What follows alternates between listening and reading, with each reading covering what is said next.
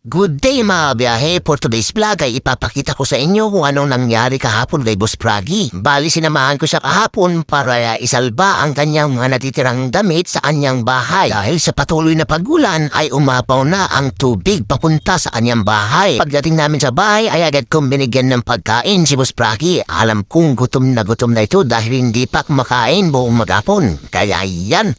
Solb-sob na naman si Boss Pragi, hindi na naman malagkaw ng kabalyo ang kanyang labay.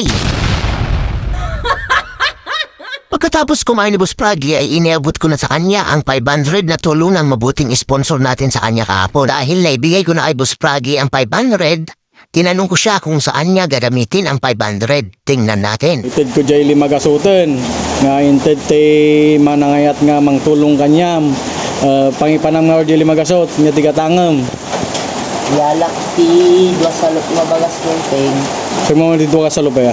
130 ti may sa salop. 130, so duwa nga salop, 260, Oo, 260, 280. Di dua salop. 130 kunam. 140. Ay 140, tapos dapat ti 220. 20 ka suklit ka tayo.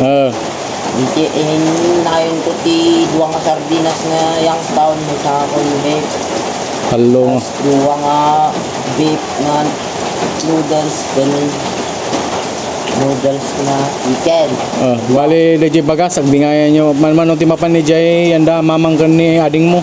Dito may sasalok yung medya nga Ay bali may sakit gudwa nga may sakit gudwa nga salop tapos ti medya bagim lang nen. medyo tumot parakan ko dito Bantugon. Uy, very good long Tapos DJ noodles mat ken kwa. Wala kondit di may nain dyan tayo medya nga salok ko. Tapos mapan ko amin na niya sa DJ duwa nga bacon, duwa nga tigan, duwa nga sardinas. Okay, bali sumapol kan tulat ti kanamon no kwan manggid ka lang nga siya. Yun lang po. Para kanya dami na yan. Okay, very good long. Basta kalayan long.